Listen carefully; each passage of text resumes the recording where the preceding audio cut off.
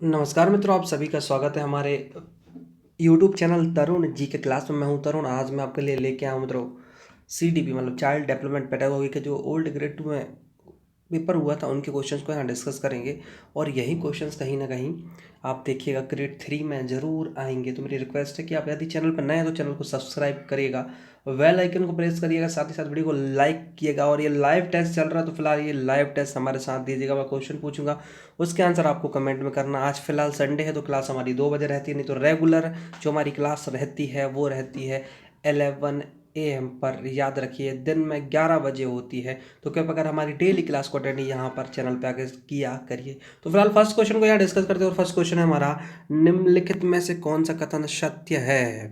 Option A है हमारा, वृद्धि केवल एक मानसिक प्रक्रिया है। ऑप्शन बी, अनुवांशिकता अधिगम प्रक्रिया को प्रभावित नहीं करता है। ऑप्शन सी है, विकास केवल एक मात्रात्मक प्रक्रिया है। एंड ऑप्शन डी है, अधिगम व्यवहारिक परिवर्तनों की प्रक्रिया है। तो जल्दी से आंसर कमेंट में करिएगा, इसका राइट आंसर क्या होगा मित्रों?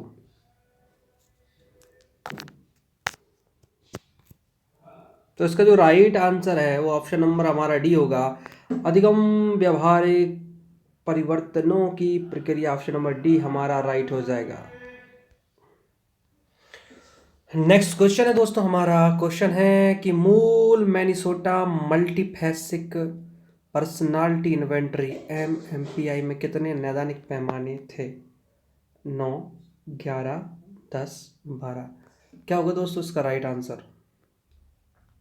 MMPI में कितने नैदानिक पैमाने थे? 9, 11, 10, 12। इसका राइट आंसर जल्दी से कमेंट में कमेंट करिएगा। बड़ा सिंपल है क्योंकि MMPI। तो इसका जो राइट आंसर है वो होगा हमारा बेटा ऑप्शन नंबर सी, 10। याद रखना। तो MMPI का फुल फॉर्म क्या होता है मैं बता देता हूँ। मैनिसोटा मल्टीप्लासिक पर्सनालिटी इन्वेंटरी MMPI का फुल फॉर्म होता है। इसमें 10 नैदानिक पैमाने थे। नेक्स्ट क्वेश्चन है कि कौन सा एक शिक्षण का मनोवैज्ञानिक सिद्धांत नहीं है? इनमें से बताना शिक्षण का एक मनोवैज्ञानिक सिद्धांत नहीं है। अब देखो ध्यान से पढ़ना इसको। ज्ञात से अज्ञात की ओर, सरल से कठिन की ओर, जटिल से सरल की ओर और स्थूल से सूक्ष्म की ओर बढ़ना, क्या होगा? ध्यान से पढ़ेंगे तो बन जाएगा आंसर आपको।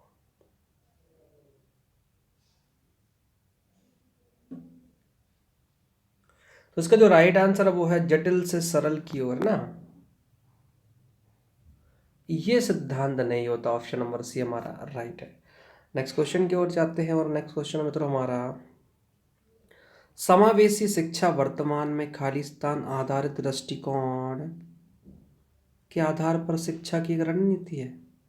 समावेशी शिक्षा वर्तमान में खालिस्तान आधारित दृष्टिकोण के आधार पर शिक्षा की एक रणनीति है।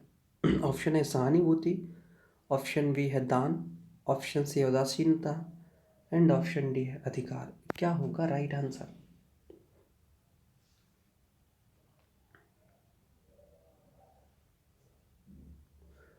तो इसका जो राइट आंसर होगा दोस्तों वो हो जाएगा हमारा अधिकार। राइट एक्चुअली समावेशी जो इंक्लूसिव एजुकेशन होता है ना, फिलहाल में एक तरीके का राइट्स है, आपका अधिकार है। और समावेशी शिक्षा तो आपको पता है कि एक ही जगह पर बिठाल के विभिन्न पृष्ठभूमि वाले बच्चों को पढ़ाना, ठीक है, वो टीचर के ऊपर डिपेंड करता है कि वो कैसी शिक्षण विधियों का यूज करता है। नेक्स्ट क्वेश्चन है मित्रों हमारा, लिंग स्कीमा जिसको हम जेंडर स्कीमा सिद्धांत खालिस्तान के द्वारा प्रस्तुत किया गया था। लिंग स्कीमा की बात कर रहे हैं। ऑप्शन है जीन पियाजे, ऑप्शन बी है कोहल वर्क, ऑप्शन सी एरिक्सन और ऑप्शन डी है सांड्रा बेम। बड़ा सिंपल है क्योंकि ये क्वेश्चन जेंडर स्कीमा की बात कर रहे हैं, किसके द्वारा प्रस्तावित किया गया था। तो इसका जो राइट आंसर होगा वो होगा सांड्रा वेम, क्योंकि लिंग स्कीमा या जेंडर स्कीमा का सिद्धांत ही याद रखना सांड्रा वेम के द्वारा प्रस्तावित किया गया था। चलते हैं फिलहाल नेक्स्ट क्वेश्चन की ओर। नेक्स्ट क्वेश्चन मित्रों हमारा कि वाइगोत्स्की के सिद्धांत के अनुसार सामाजिक अधिगम के समर्थन करने के लिए सबसे उपयुक्त निर्देश है। सामाजिक अधिगम के समर्थन करने के लिए सबसे उपयुक्त निर्देश खाली स्थान है। ऑप्शन ए पाठ्यक्रम, ऑप्शन बी है छात्र कार्य पर एक साथ काम करते हैं, ऑप्शन सी है छात्रों के व्यक्तिगत कार्य एंड ऑप्शन डी है पारंपरिक शिक्षण, ट्रेडिशनल टीचिंग। क्या होगा इसका राइट आंसर? क्योंकि इसका राइट आंसर है छात्र कार्य पर एक साथ काम करते हैं। यही वाइगोट्स्की के सिद्धांत के अनुसार सामाजिक अधिगम के समर्थन करने के लिए उपयुक्त निर्देश है। जो स्टूडेंट होते हैं ना, वर्क टुगेदर करते हैं, ठीक है। नेक्स्ट क्वेश्चन है मित्रों हमारा कि ऐसे परीक्षण क्या कहलाते हैं जो भाषा आधारित तर्क शक्ति पर निर्भर करते हैं? जो भाषा आधारित तर्क शक्ति पर निर्भर करते हैं। ऑप्शन ए परिशुद्धता परीक्षण, ऑप्शन बी संस्कृति अनुकूल परीक्षण, ऑप्शन सी मौखिक परीक्षण एंड ऑप्शन डी सांकेतिक परीक्षण।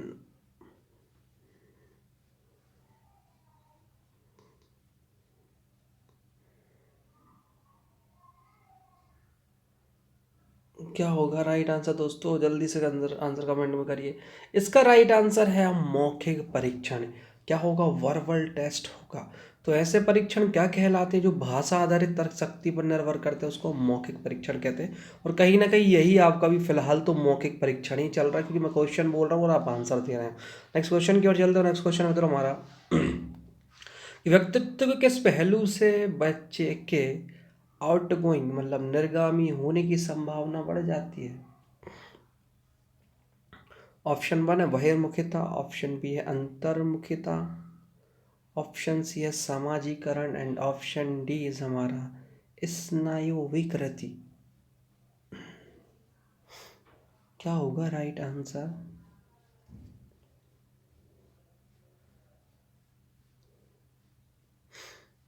तो इसका राइट आंसर है बहिर्मुखिता। तो जो बच्चे का व्यक्तित्व एक्चुअली आउटगोइंग मतलब सामाजिक तौर पर होता है, वो बच्चे बहिर्मुखता वाले होते हैं। जैसे आपने पॉलिटिशियंस को देखा होगा, उनका जो व्यक्तित्व होता है वो बहिर्मुखता होता है, ठीक है। नेक्स्ट क्वेश्चन की ओर चलते हैं। नेक्स्ट क्वेश्चन है सामाजिक अधिगम के बंडूरा के 4 सिद्धांत इस प्रकार हैं। ये इंपॉर्टेंट है। मेटाकॉग्निशन, ध्यान, जुड़ाव, प्रेरणा। हालांकि आप इसको ध्यान से खुद ही पढ़ें जिससे आंसर सही दे सके। तो फिलहाल हम देते हैं कुछ टाइम, आप खुद पढ़ें।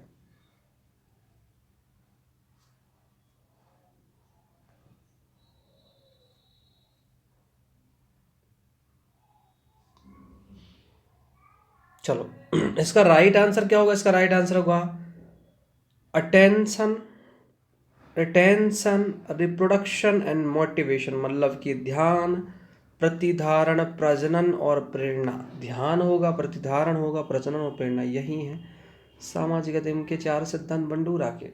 ध्यान रखना, ध्यान, प्रतिधारण, प्रजनन और प्रेरणा। नेक्स्ट क्वेश्चन की ओर चलते हैं। नेक्स्ट क्वेश्चन है बेटा हमारा कि किशोर अपनी स्वयं की छवि बनाते हैं और अपने स्वयं के विचारों को एकीकृत करते हैं कि वे किस तरह संदर्भित होना चाहते हैं। यह कहलाता है संकट, अहम पहचान, अहम आदर्श या फिर अहम।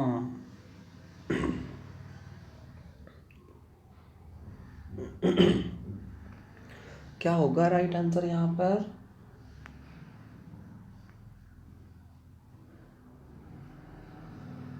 तो इसका जो राइट आंसर होगा मित्रों वो होगा हम पहचान, ईगो, आइडेंटिटी। तो जो स्वयं के विचारों को एकीकृत करते हैं कि वे किस तरह संदर्भित होते हैं, वह कहलाते हैं हम पहचान, ईगो, आइडेंटिटी। नेक्स्ट क्वेश्चन की ओर चलते हैं। नेक्स्ट क्वेश्चन मित्रों हमारा भावनाओं की अभिव्यक्ति को नियंत्रित करना बच्चा किस आयु में सीखता है? मतलब कुल मिलाकर अपने जो इमोशंस होते हैं ना, एक्सप्रेशन, उनको कंट्रोल करना कब सीखता है? किशोरावस्था में, जन्म से 2 वर्ष तक, पश्च बाल्यावस्था या प्रारंभिक बाल्यावस्था? बताओ। बड़ा सिंपल है ये क्वेश्चन वैसे। तो इसका राइट आंसर है वो प्रारंभिक बाल्यावस्था। लोग सोच रहे होंगे इसका आंसर ऑप्शन नंबर 1 किशोरावस्था होगा। नहीं भाई साहब, जो अर्ली चाइल्डहुड है ना, प्रारंभिक बाल अवस्था में बच्चा अपने इमोशंस को कंट्रोल करना सीख जाता है।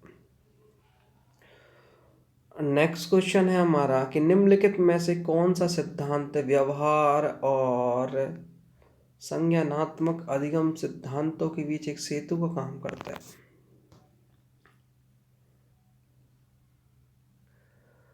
ऑप्शन ए है मानवतावादी मतलब ह्यूमनिस्टिक सिद्धांत, ऑप्शन बी है संज्ञानात्मक विकास सिद्धांत, ऑप्शन सी है सामाजिक अधिगम सिद्धांत और ऑप्शन डी अस्तित्व सिद्धांत।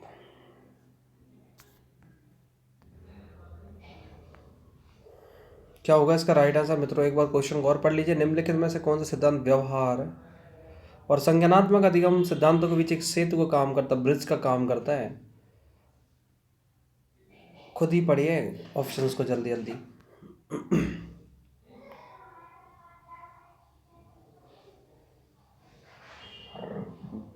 तो इसका जो राइट आंसर होगा वो होगा सामाजिक अधिगम का सिद्धांत।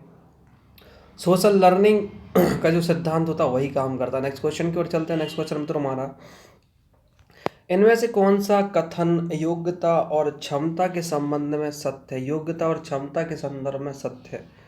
कुछ करने के लिए योग्यता एक जन्मजात संभावना है। ठीक है, कुछ करने के लिए योग्यता क्या है? एक जन्मजात संभावना है। ऑप्शन बी योग्यता एक विकसित ज्ञान है, ऑप्शन सी क्षमता एक योग्यता का हिस्सा है एंड ऑप्शन डी कुछ करने के लिए क्षमता एक जन्मजात संभावना है।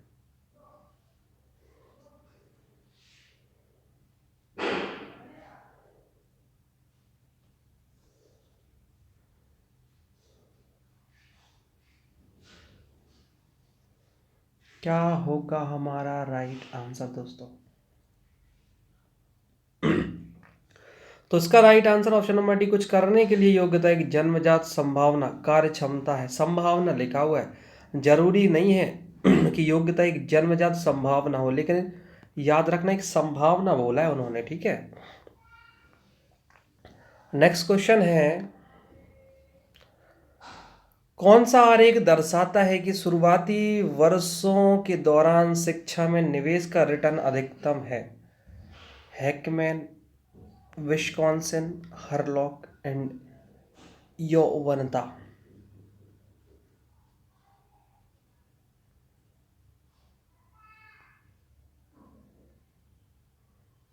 तो इसको जो राइट आंसर होगा वो बोला है, याद रखना, हैकमैन ने, कि शुरुआती जो आरेख है, शुरुआती वर्षों में शिक्षा में निवेश एक रिटर्न अच्छा अधिकतम है। याद रखना, किसने? हरलॉक ने, सॉरी हैकमैन ने, सॉरी हैकमैन ने, माफी चाहूंगा। नेक्स्ट क्वेश्चन मित्रों हमारा, किसने आईक्यू मतलब बुद्धिलब्धता पद को प्रतिपादित किया? Terman, Galton, Binet and Guilford. Terman, Galton, Binet और गिलफोर्ड किसने प्रतिपादित किया?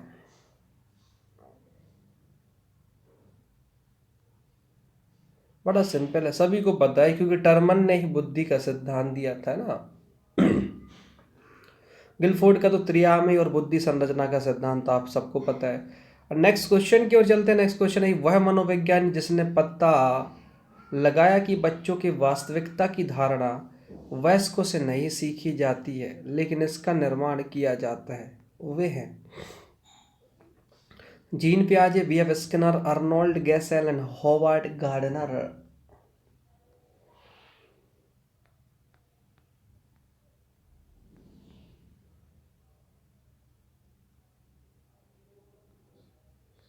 तो उसका राइट आंसर है मित्रों हमारा जीन पियाजी जी ने बोला है कि वह मनोविज्ञान इसने लगाया कि बच्चों के वास्तविकता की धारणा वयस्कों से नहीं सीखी जाती है लेकिन इसका निर्माण किया जाता है। अच्छा, नेक्स्ट क्वेश्चन इस है कि किस अवस्था में बच्चे तर्क करना शुरू करते हैं? ये बड़ा क्वेश्चन रिपीटेड होता है। किशोर अवस्था, उत्तर बाल्यावस्था, शैश अवस्था एंड पूर्व बाल्यावस्था। कहाँ पर तर्क करना सीखते हैं बच्चे, किस अवस्था में?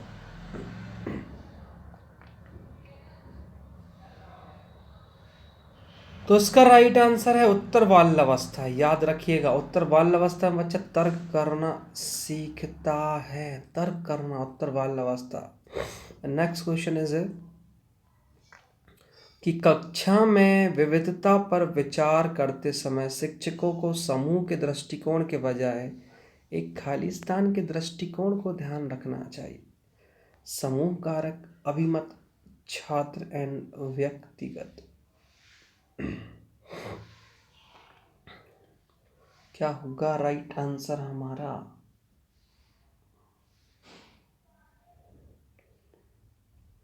तो इसका राइट आंसर है इंडिविजुअल, मतलब व्यक्तिगत, याद रखना, ठीक है। 20 क्वेश्चन को यहाँ डिस्कस करेंगे फिलहाल हम। निम्नलिखित में से क्या संकेतन मतलब मेटाकॉग्निशन का एक पहलू नहीं है? चेतना में लाना, संज्ञानात्मक रणनीतियों को संशोधित करना, संज्ञानात्मक रणनीतियों की योजना बनाना और संज्ञानात्मक रणनीति की निगरानी करना। तो निम्नलिखित में से क्या संकेतन मतलब मेटाकॉग्निशन का एक पहलू नहीं है बोला है? जल्दी जल्दी बताओ क्या होगा राइट आंसर।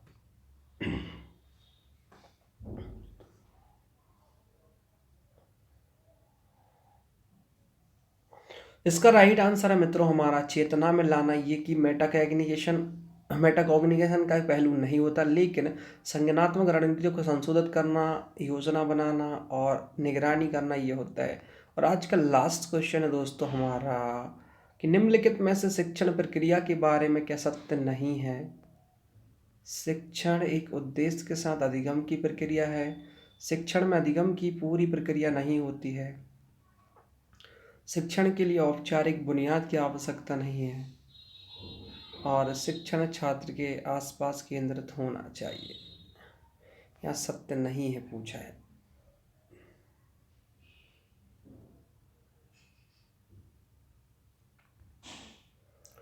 तो इसका राइट आंसर है ऑप्शन नंबर हमारा ये हो जाएगा सी, शिक्षण के लिए औपचारिक बुनियाद की आवश्यकता नहीं है। तो फिलहाल मित्रों इस टेस्ट को हम यहाँ फिनिश करते हैं। आई होप आपको वीडियो समझ में आएंगे, क्वेश्चन को समझ में आए होंगे। तो इन क्वेश्चन को हम बाद में डिस्कस करेंगे। फिलहाल अभी 20 क्वेश्चन को डिस्कस करते हैं। फिलहाल हमारा एक यूट्यूब चैनल और है तरुण जी के टेक, उसको भी सब्सक्राइब करना, वहाँ पर साइंस के वीडियोज़ मिलेंगे। और साथ में फेसबुक पर हमारी MPTT CTT के लिए लाइव क्लास 2 से 3 एंड रात में 9 से 10 चलती है। तो जाके लिंक में डिस्क्रिप्शन में मैंने फेसबुक ग्रुप दे दिया है, वहाँ पर जाके ज्वाइन कर लीजिएगा। फिलहाल मिलते हैं कल 11 बजे हम अपने लाइव टेस्ट में अगेन। तो हमारे साथ बने रहना। मैं यहाँ पर ओल्ड क्वेश्चंस पेपर को ही डाल रहा हूँ, क्योंकि उनको डिस्कस करने से कहीं ना कहीं वो क्वेश्चन ही पेपर में सीधे सीधे कॉपी एंड पेस्ट हो जाते हैं। तो हमारे साथ रह के सीख के आप तैयारी कर सकते हैं। और बहुत सारे पेडागोगी के वीडियोस हमारे ऑलरेडी चैनल्स पे हैं, तो वहाँ पर जाके वीडियो में आप वॉच जरूर करें, ध्यान से पढ़ें, जिससे फाइनली आपका सिलेक्शन हो ही जाए। तो फिलहाल चलते हैं और मिलते हैं कल। जब तक के लिए आपको जय हिंद, जय महाकाल।